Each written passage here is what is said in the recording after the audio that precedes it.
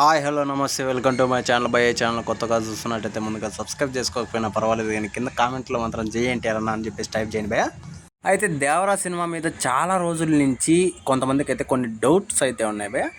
ఈరోజు అవన్నీ క్లియర్ అయిపోయాయనే చెప్పొచ్చు. మ్యాటర్ ఏంటి అంటే మనకు ఎన్టీఆర్ అన్న దేవరా సినిమా నుంచి అయితే ఒక చిన్న పోస్టర్ అయితే వదిలారు భయ్య. ఆ పోస్టర్లో ఇద్దరు ఉన్నారు భయ్య. అసలు అంటే ఒకరికి కర్లీ హెయిర్, ఒకరికి మామూలు హెయిర్, అలాగే ఒకరికి మామూలు ఎక్కువగా ఉన్న హెయిర్ ఉన్నట్లు చూపించడం అయితే జరిగింది. దీన్ని బట్టి ఫ్యాన్స్ అంతా కింద డబుల్ రోల్ చేస్తున్నాడు మన అన్న అని చెప్పేసి చాలా అయితే అసలు ఎక్సైటింగ్గా అయితే కింద కామెంట్లో నేను చూశాను.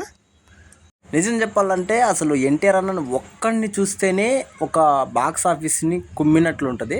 ఇంకా ఇద్దరు అంటే ఇంకా ఏళ్తారేమో అనిపిస్తుంది ఈ దేవరా సినిమాతో, నాకు అర్థమైపోతుంది నిజంగా. అదో పక్క అంటే ఇంకా ఫేస్ ఆఫ్ ఫేర్ అని చెప్పేసి ఒక కొటేషన్ అయితే వేశారు భయ్య పోస్టర్లో. అది ఇంకా నాకు మైండ్లో తిరుగుతూనే ఉంది. అయితే నిజంగా కొరటాల శివ గారు ఎలా ప్లాన్ చేశారో ఏమో తెలియట్లేదు, కానీ వీళ్ళ డబుల్ రోల్ని మామూలుగా ఉండదని నేను అంతే అనుకుంటున్నాను. ఇంకోటి వచ్చేసి డబుల్ రోల్ అయితే ఇంతవరకు కొరటాల శివ గారు ఏ సినిమాలోన అంతగా అసలు పెట్టలేదు కూడా హీరోల్ని ఆయన చేసిన సినిమాల్లో.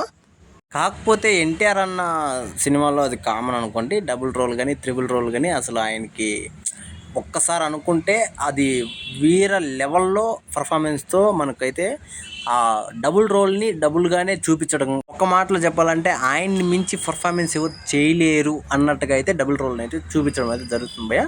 ఇంకా కొరటాల శివ గారు ఎలా ప్లాన్ చేసి వీళ్ళిద్దరికీ ఒక స్పేస్ని అయితే చూపిస్తాడు అని చెప్పేసి చాలామంది అయితే ఎదురు చూస్తున్నారు భయ్య. ఈ పోస్టర్తో అసలు క్లారిటీతో పాటు ఒక మాస్ ఎలివేషన్గా ఈ ఫోటో చూస్తుంటేనే, పోస్టర్ చూస్తుంటేనే ఒక రేంజ్లో అనిపించింది.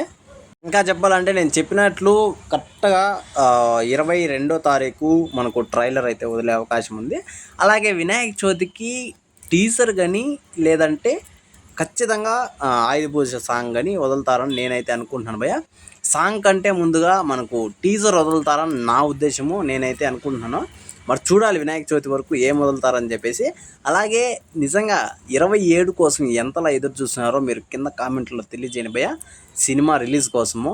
ఎందుకంటే చాలామంది అయితే అసలు ఇన్స్టాగ్రామ్లో కావచ్చు, యూట్యూబ్లో కావచ్చు అసలు ఎన్టీఆర్ అన్నని ఒక రేంజ్లో ఎత్తుతున్నారు. ఎందుకంటే 27 ఎప్పుడు వస్తుంది అని చెప్పేసి.